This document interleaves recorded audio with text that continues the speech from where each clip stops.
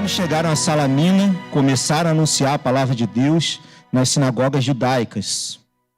Tinham também João como auxiliar. Havendo atravessado toda a ilha até Pafos, encontraram um certo judeu de nome Bar Jesus, que praticava magia e era falso profeta. Ele estava com o procônsul Sérgio Paulo, que era um homem inteligente.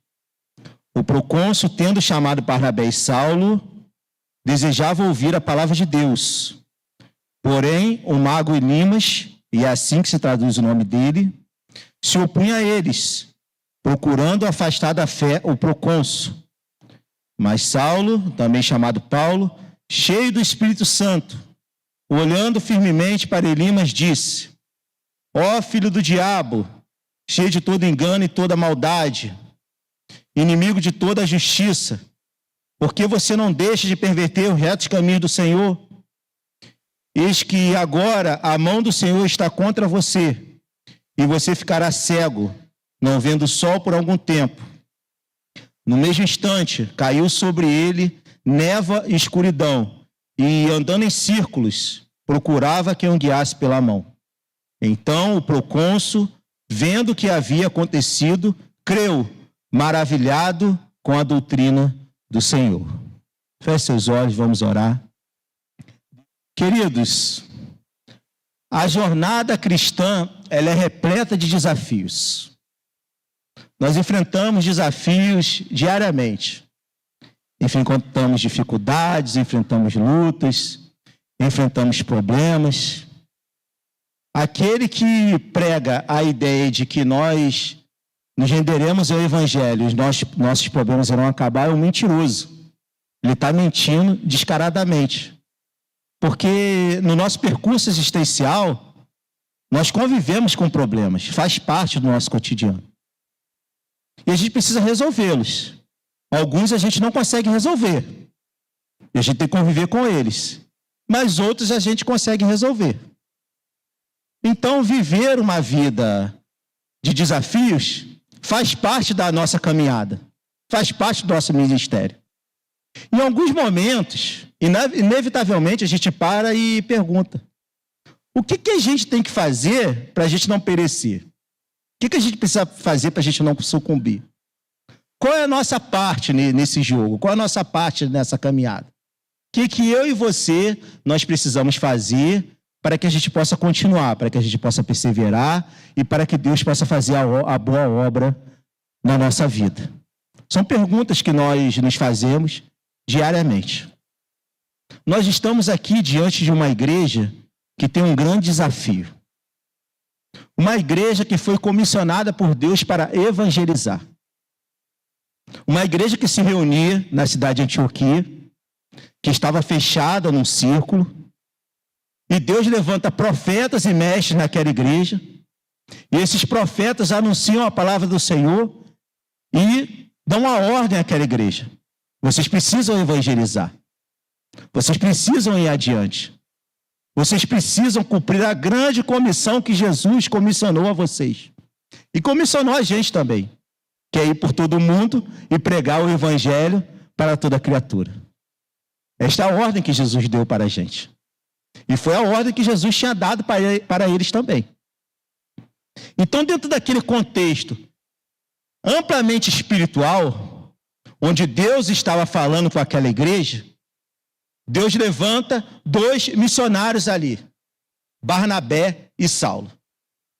Esses homens são escolhidos para poder levar o evangelho para o mundo. Sair daquele círculo restrito e anunciar o evangelho às nações. Então Barnabé e Saulo é escolhido para poder empreender uma missão missionária, é a chamada primeira viagem missionária de Paulo. Porém, o líder dessa expedição era Barnabé. Eles são escolhidos para empreender essa viagem missionária e logo de cara eles encaram um duríssimo desafio. Eles são chamados pelo Espírito Santo. Eles são qualificados pelo Espírito Santo. Eles são comissionados pelo Espírito Santo. E o Espírito Santo fala: vai. E eles vão. E quando eles chegam no lugar da missão, eles encontram dificuldade. Queridos, Deus faz semelhante comigo e com você. Deus coloca promessa no meu e no teu coração. Deus nos chama, Deus nos faz planos conosco, Deus faz projeto conosco. Deus coloca no nosso coração uma missão a ser cumprida. E a gente fica cheio de esperança, a gente fica cheio de vigor, a gente fica cheio de vontade para poder fazer. Mas quando a gente chega lá no campo, quando a gente chega lá na prática, a gente se depara com lutas. A gente se depara com dificuldades, a gente se depara com empecilhos. Então, logo de início, eles se deparam com essa situação problemática, eles precisavam resolver. Só que ali havia um ensinamento. Porque a missão deles era grande, a missão deles era árdua. Então, eu tenho uma coisa para dizer para você nesta manhã. Quanto maior for a missão na tua vida, quanto mais especial foi aquilo que Deus escolheu para você fazer, saiba de uma coisa, Deus vai te qualificar em meia luta para poder vencer. É na luta que eu e você vamos vencer. Deus vai nos qualificar. Porque Deus chama Barnabé e Saulo e fala assim, ó, vai lá. E eles vão. E quando eles se deparam com a dificuldade, o ensinamento que Deus queria trazer para eles logo de cara, logo na sua primeira missão, eu creio que pela graça do nosso Senhor e Salvador Jesus Cristo, é um ensinamento que Ele quer trazer para mim e para você nesta manhã. Que é onde o Espírito Santo de Deus atua, toda forma de oposição é eliminada. Vou repetir. Onde o Espírito Santo de Deus atua, toda forma de oposição é eliminada. Saiba de uma coisa, você pode estar enfrentando desafio na tua vida, você pode estar enfrentando luta, mas se o Espírito Santo estiver com você, isso vai cair por terra em nome do Senhor Jesus Cristo. Vai cair. Mas para isso, a gente precisa aprender algumas coisas aqui. A primeira delas, que a gente precisa identificar o problema. Identificação. Vamos para o texto, por favor, versículo 4. Barnabé e Saulo, enviados pelo Espírito Santo, foram até Seleucia e navegaram para Chipre. Então, o Espírito Santo os comissiona para eles irem para a missão. Eles chegam nesse porto chamado Seleucia, que era um porto perto da cidade de Antioquia, e depois eles vão para Chipre. Agora, o curioso dessa história, que é o seguinte, o Espírito Santo falou, vão para a missão. E Barnabé, o chefe da expedição, ele vai para onde? Ele vai para a terra natal dele, ele vai para Chipre. E falou assim, se Deus mandou eu pregar, se Deus mandou eu compartilhar essa maravilha, se Deus colocou o projeto no meu coração, se Deus colocou o sonho no meu coração, o primeiro lugar que eu vou compartilhar esse sonho, esse projeto é a minha casa. Barnabé vai para a sua casa, vai para o lugar das suas afeições. Queridos, o Evangelho alcançou você, eu creio pela graça do Senhor e Salvador Jesus Cristo. O primeiro lugar missionário, o primeiro lugar que precisa ser transformado é a nossa casa. É o primeiro lugar. Barnabé foi lá para a casa dele, foi para Chipre, para a terra natal dele. Falou assim, se eu tenho que pregar, eu vou pregar entre os meus. Porque não adianta nada eu pregar para os outros e os meus estarem nas trevas. Primeiro eu preciso pregar entre os meus. Versículo 5.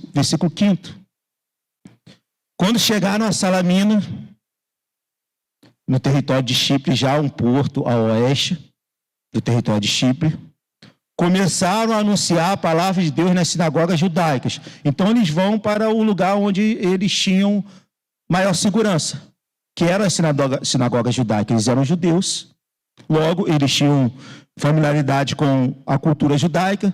Então, em primeiro lugar, estão chegando ali,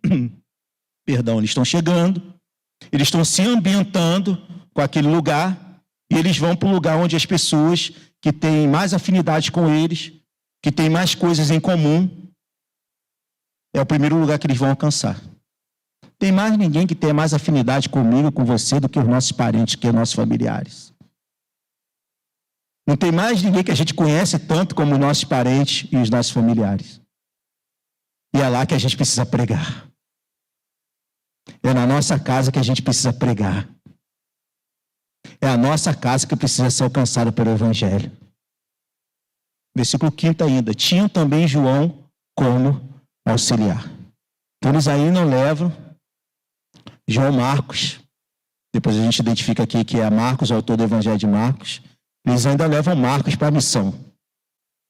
Aí o importante da gente pensar é o seguinte, que Marcos vai ser auxiliar. Marcos, ele vai escrever um evangelho. Olha só, não é pouca coisa não. Marcos, ele vai escrever um evangelho, mas nessa missão aqui ele não é protagonista, ele é auxiliar. Ele é aquele que carrega as malas. É aquele que limpa o banheiro. Ele é aquele que varre o salão. Para Deus, o que nós fazemos, o mais importante que está no nosso coração. Seja para auxiliar ou seja para escrever o evangelho. Se Deus te escolheu, Ele vai cumprir a boa obra na tua vida.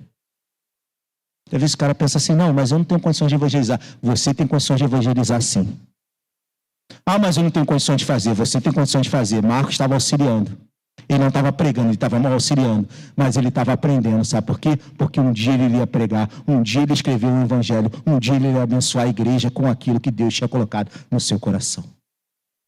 Um dia eu e você vamos abençoar aqueles que Deus colocou no nosso caminho para que o evangelho seja pregado e para que Deus seja glorificado.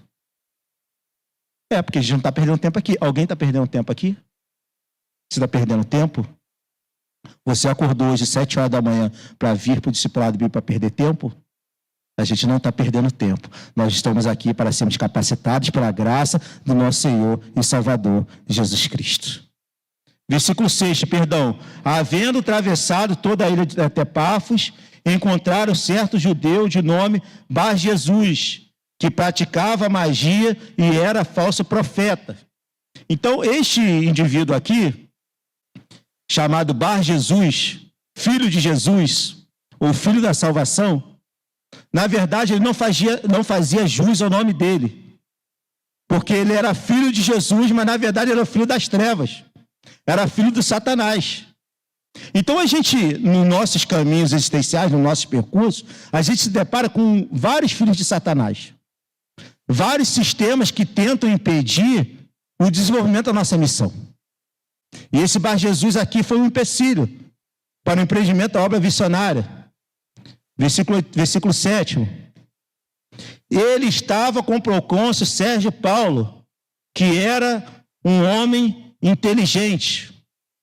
O procônsul, tendo chamado Barnabé e Saulo, desejava ouvir a palavra de Deus. Então, eles vão para a capital de Chipre e eles vão falar com o governador daquela capital.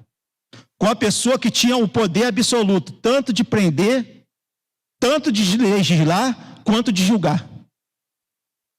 O governante daquele local se interessa pelo evangelho. A pessoa mais importante daquele lugar, que exercia maior domínio sobre aquele lugar, se interessa pelo evangelho. E eles vão diretamente falar com aquele homem. Versículo 8. Porém, o mago Elimas, é assim que traduz o nome dele, se opunha a eles, procurando afastar da fé o procônsul. Então, queridos, em primeiro lugar, para que o Espírito Santo possa atuar na nossa vida, e para que toda a oposição seja eliminada, a gente precisa identificar o problema de forma exata. Porque aqui a palavra de Deus vai dizer que esse Elimas, é assim que se traduz o nome dele. Então vamos falar o nome dele certo? Ele não é filho da salvação, ele é filho do diabo. Ele não é sábio, ele é bruxo. Elimas, é assim que se traduz o nome dele. Se opunha a eles, procurando afastar o procônsul. Ele é um mago bruxo. Então a gente precisa identificar exatamente aquilo que está nos afetando. Sabe por quê? Sérgio Paulo, ele tipifica o homem pós-moderno e seu interesse pelo oculto misterioso, querendo resposta para todas as questões existenciais. Então você, às vezes, está dentro da tua casa e você tem alguém, ou está no teu trabalho, ou está no teu lugar de convivência, e você tem alguém interessado pelo Evangelho. Você tem alguém interessado por aquilo que você tem a contribuir. Você tem alguém querendo, de alguma forma, se aproximar de você. Mas este alguém está confuso. Sérgio Paulo vivia uma confusão mental. Ele estava confuso quanto ao seu comportamento moral. Então hoje a gente se depara com um monte de gente, com um monte de pessoa que está confusa sobre o seu comportamento moral. A pessoa não sabe se tem que fazer A ou se tem que fazer B. Ela fica relativizando o comportamento, sabe por quê? Tem um monte de elimas, tem um monte de bruxos, tem um monte de sistema maligno dizendo para ela que ela não deve se comportar de acordo com a palavra de Deus. A pessoa, Sérgio Paulo tipifica aquele que está confuso com o seu comportamento de gênero, com o seu comportamento de sexualidade. Existem os papéis bem definidos de homem e mulher. Existem as posturas sexuais, são posturas sadias e posturas que estão de acordo com a palavra de Deus, com a Sagrada Escritura. Mas tem gente que está ensinando diferente. Tem gente que está dizendo que o papel social do homem e da mulher não é o papel social bíblico. Tem gente que está dizendo que a sexualidade do homem e da mulher não é a sexualidade que a Escritura ensina. São os elimas ensinando errado. São os magos, são os bruxos, colocando coisas na cabeça das pessoas e impedindo que você faça a obra missionária. Impedindo que você realize a missão que Deus comissionou para você.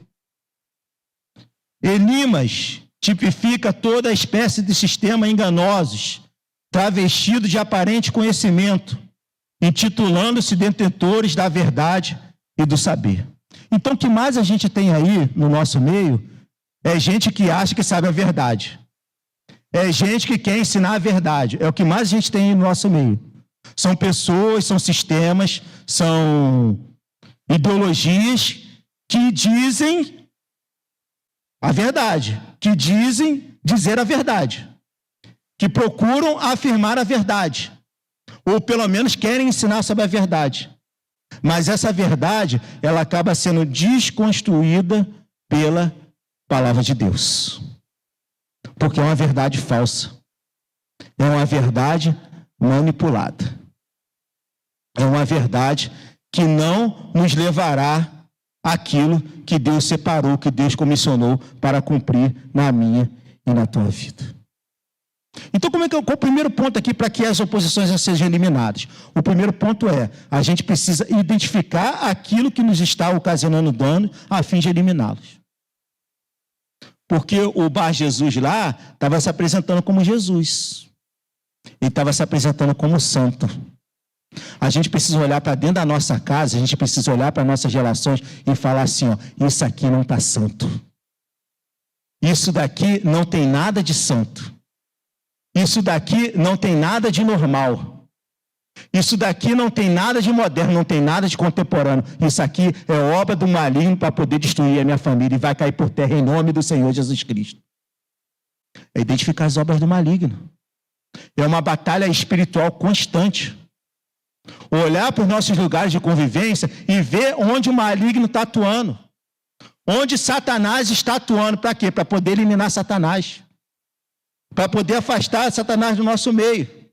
E como que a gente identifica isso? Submetendo os nossos conhecimentos ao crivo da Escritura. Esta é a maneira mais eficaz de identificar as oposições. Submeter tudo aquilo que está sendo falado para a gente ao crivo da palavra de Deus. Alguém vai dizer para você assim, se comporta desse jeito, porque a sociedade, ela mudou. A sociedade, ela se transformou. A sociedade se modificou, se comporta desse jeito, se comporta de acordo com a Sagrada Escritura, porque essa daqui não muda, é imutável, é infalível. Vai falar, vou me comportar desse jeito. Tá bom, vou me comportar desse jeito. O que a palavra de Deus fala? A palavra de Deus fala que não é para se comportar. Então, eu vou ficar com a palavra de Deus.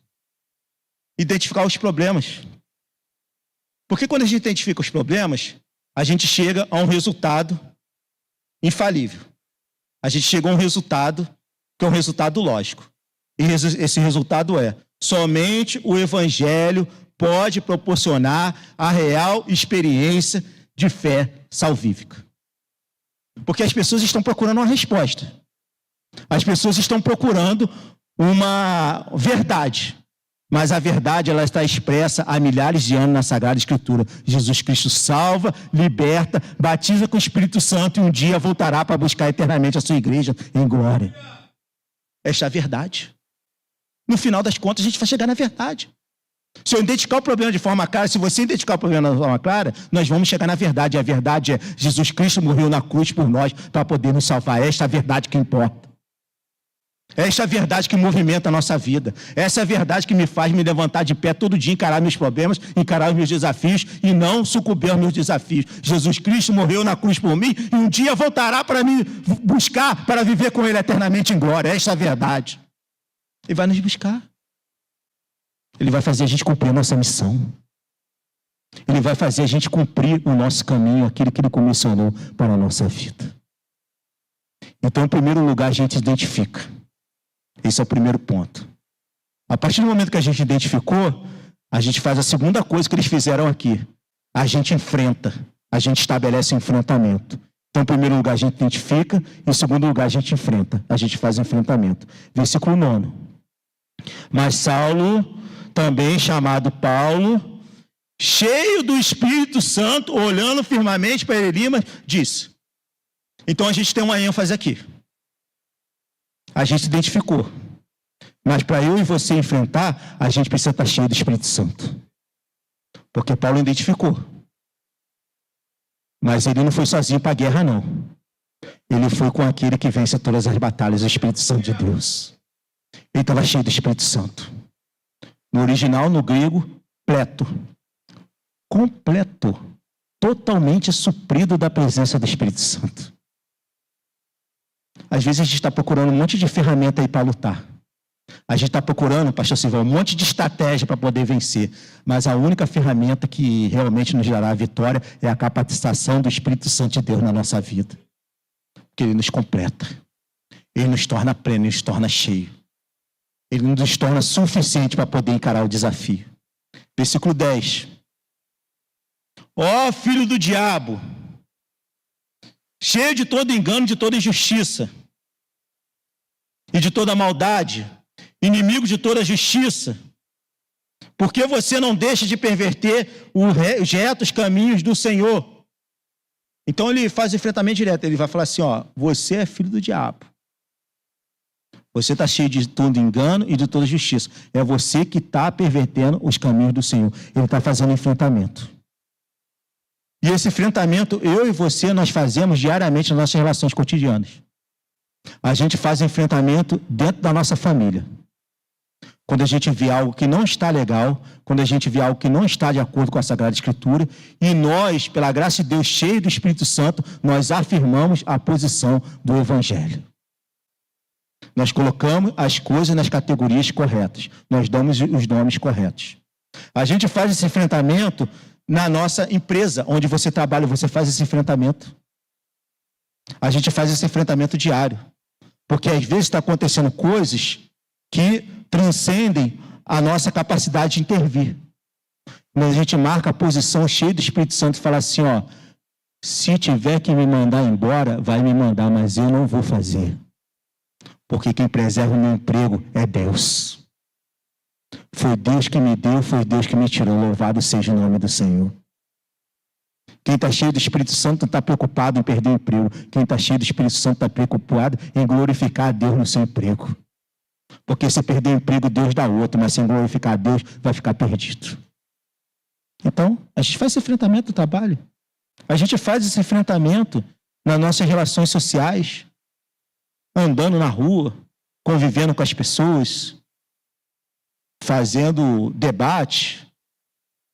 O pessoal está fazendo enfrentamento, ao meu ver, um pensamento inócuo, que não faz muito sentido, na internet. Mas é opinião minha. O pessoal está fazendo enfrentamento na internet. A gente faz esse enfrentamento nas redes sociais. Eu acho que ali não é a arena de fazer enfrentamento, mas enfim, é uma opinião minha. Enfim. Mas faz enfrentamento. As pessoas estão fazendo enfrentamento. As pessoas estão fazendo enfrentamento dentro da academia. Os jovens, a gente trabalha em escola, sabe, os jovens cristãos estão fazendo enfrentamento diário, e para fazer esse enfrentamento precisa estar cheio do Espírito Santo. Para poder resistir aos ataques de Satanás, precisa estar cheio do Espírito Santo. Para poder negar o baseado, precisa estar cheio do Espírito Santo. Para poder negar a relação não natural, precisa estar cheio do Espírito Santo. Para poder abrir mão de uma amizade que não contribui numa amizade que só destrói, precisa estar cheio do Espírito Santo. Então esse enfrentamento se dá, e essa que é a grande vantagem que eu e você temos. Esse enfrentamento nós não fazemos sozinhos, nós fazemos cheio do Espírito Santo. Se o Espírito Santo estiver conosco, nós vamos enfrentar e nós vamos vencer. Então o que a gente precisa para poder fazer esse enfrentamento? Nós precisamos de coragem para enfrentar as oposições defendendo a verdade. Ter coragem. Vamos pensar no contexto aqui? Paulo e Barnabé estão no lugar sozinhos como missionários. Eles chegam diante do governador daquele lugar, pregam o evangelho e desmascaram o principal conselheiro daquele governador. É o cara que aconselhava, é o cara que sentava na mesa, é o cara que comia com ele, é o cara que soprava no ouvido. Paulo e Barnabé falam assim, ó, esse aí que está do teu lado é filho do diabo. Esse aí que está do teu lado é filho de Satanás. Esse aí que está do teu lado é filho do engano. A possibilidade desses caras serem presos e mortos era gigante. Eles poderiam ser presos e mortos, mas eles tiveram coragem para poder encarar. Porque quando o Espírito Santo está na nossa vida, nós temos coragem, porque nós não ficamos medindo consequências, nós medimos somente a vontade de Deus seja cumprida na nossa vida. Porque senão a gente vai viver um evangelho de facilidade. A gente vai viver um evangelho onde de comodidade. E a chamada de Deus para mim e para você nessa manhã é: eu não sei a dificuldade que você está enfrentando.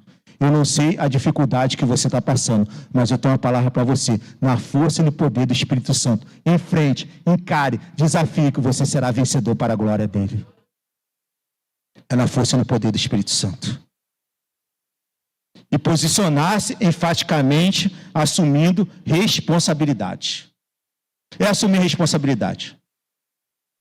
É chegar na minha casa e falar assim: olha só, eu sou responsável por isso aqui.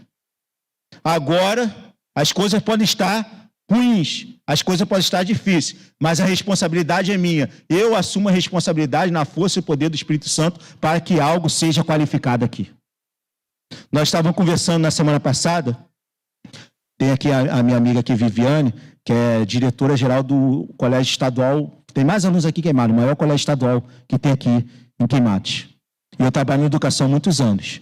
Eu conversei com a Vivi confirmou. Nós nunca, né, Vivi? Nunca pegamos um aluno problemático, nunca, nesses anos todos de magistério, que seja oriundo de uma família estruturada.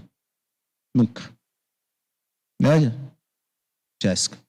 Nunca pegamos um aluno problemático que seja oriundo de uma família estruturada. Todos os alunos que dão problema grave para a gente nas escolas públicas são oriundos de famílias desestruturadas. Sabe por quê? Os homens e as mulheres não estão assumindo as suas responsabilidades. Não estão fazendo o enfrentamento dentro de casa que deve ser feito. Um enfrentamento que deve ser feito para poder blindar e para poder guardar a sua família. Então, este enfrentamento, quando a gente identifica o problema, a gente precisa fazer. Para quê? Para que Deus faça boa obra na nossa vida. Jesus, ele enfrentou todas as dores e oposições possíveis para que eu e você pudéssemos ser salvos por ele. Ele enfrentou a dor por nós. Ele enfrentou oposição. Às vezes a gente está com medo da oposição. Às vezes a gente está com medo de sentir a dor. Jesus sofreu dor e sofreu oposição para poder salvar a mim e a você. Que eu e você possamos ser cheios do Espírito Santo para sofrermos dores, para sofrermos oposição, mas para cumprir a vontade de Deus na nossa vida. Para que a vontade de Deus seja cumprida. Mesmo que a gente sofra dor, mesmo que a gente sofra oposição, mas que a gente venha ter coragem para enfrentar, para que a vontade de Deus seja cumprida na nossa vida. Aí a gente identifica, a gente enfrenta, e o Espírito Santo vai lá e faz a obra dele. Ele ilumina. A nossa parte a gente faz, a gente identifica e a gente enfrenta. Agora vem a parte de Deus, o sobrenatural, a iluminação. Versículo 11. Eis que agora a mão do Senhor está contra você, e você ficará cego, não vendo o sol por algum tempo. No mesmo instante, caiu sobre ele névoa e escuridão, e andando em círculos, procurando quem guiasse pela mão. Aí que eu estou dizendo que o Espírito Santo ilumina, mas o texto está falando de treva. O texto está falando de escuridão. O texto está falando que a oposição ela foi silenciada e foi cegada. É isso que o texto está falando. Mas para que Deus possa iluminar a minha e a tua vida, para que Deus possa iluminar a minha e a tua família, Ele vai atuar primeiro destruindo, defenestrando a oposição. Ele vai colocar a oposição no lugar dela, como lugar de cegueira. Estava falando assim, tu é o líder espiritual, tu é o guia dele, agora tu vai ficar cego, tu vai andar em roda. Vai andar tateando. Tu não vai ter onde você se apoiar. Sabe por quê? Porque quando Deus ilumina a sua palavra, qualquer sistema é destruído. Quando Deus ilumina com a sua palavra, toda ideologia ela é rechaçada, porque a palavra de Deus prevalece e Ele faz a boa obra no coração daquele que crê. É isso. A nossa parte é enfrentar, a nossa parte é identificar, a parte de Deus é iluminar. E quando Deus ilumina, Deus atrás eficazmente para a sua graça. Deus não falha. Eu e você podemos falhar na nossa missão. Deus não falha. E qual é o resultado disso? Versículo 12. Então, o procônsul, vendo o que havia acontecido, creu, maravilhado com a doutrina do Senhor. A iluminação que provoca o convencimento dentro da nossa casa. Você cheio do Espírito Santo, enfrenta, mas Deus vai lá e convence. Deus convence. Eu tenho uma palavra para você nessa manhã. Enfrenta, seja cheio do Espírito Santo, porque Deus vai convencer. Quem vai convencer não vai ser eu e você. Quem vai convencer é o Espírito Santo. É Ele que vai convencer. É Ele que vai fazer. Basta apenas nós nos posicionarmos. A iluminação que modifica, que transforma, que muda a realidade. A iluminação do Espírito Santo que inutiliza aquilo que precisa ser inutilizado, que torna cego, que torna incapaz, que torna inapto. Às vezes a pessoa está se prendendo a um sistema e esse sistema está trazendo prejuízo, está trazendo barreira para você. Que esse sistema seja destruído em nome do Senhor Jesus Cristo e que a iluminação do Espírito Santo se prevaleça. Que a iluminação do Espírito Santo ela inunde a mente das pessoas, para que as pessoas possam ser transformadas. Uma iluminação que traz aperfeiçoamento, que muda. É o filho pródigo, que está longe, está distante, mas um dia ele vai voltar e vai encontrar o braço dos pais estendido, acolhido para poder recebê-lo. É a iluminação que aperfeiçoa. E quando nós somos iluminados pela graça de Deus, isso faz com que eu e você atuemos para que o Evangelho seja pregado e o mal dissipado. Quando a luz de Deus chega, quando a iluminação do Espírito Santo chega, quando a presença de Deus permanece, todo o mal é destruído para a glória dele. Creia nisso, todo o mal é destruído para a glória dele. É atuar para que o Evangelho seja pregado e o mal dissipado. E quando a gente atua dessa forma, a gente anuncia as boas novas de salvação, objetivando redenção. Porque o mal foi condenado, mas Sérgio Paulo foi salvo para a glória de Deus. Aquele homem poderia muito bem tomar um dedo na cara e falar assim, tá vendo? Tu estava escutando o filho do diabo, agora tu está perdido, mas não. A ele foi trazida a palavra de salvação, ele foi salvo. É atuar, é trabalhar, é anunciar as boas novas de salvação para que haja redenção. E isso a gente só faz com a presença do Espírito Santo. Porque o Espírito Santo vai lá e transforma. O Espírito Santo vai lá e modifica. O Espírito Santo vai lá e quebra as barreiras. O Espírito Santo vai lá e destrói as oposições. O Espírito Santo vai lá e modifica o que precisa ser modificado. Reforma o que precisa ser reformado.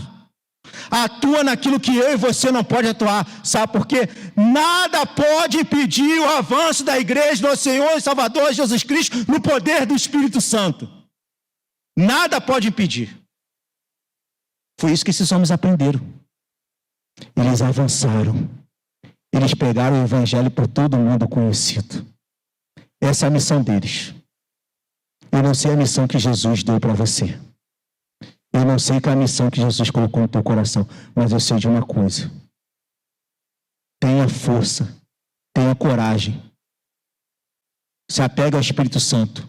Busca força no Espírito Santo, porque essa missão será cumprida para a glória de Deus. Deus vai cumprir o seu propósito, infalivelmente. E Ele será glorificado no nosso meio. Feche seus olhos e vamos orar.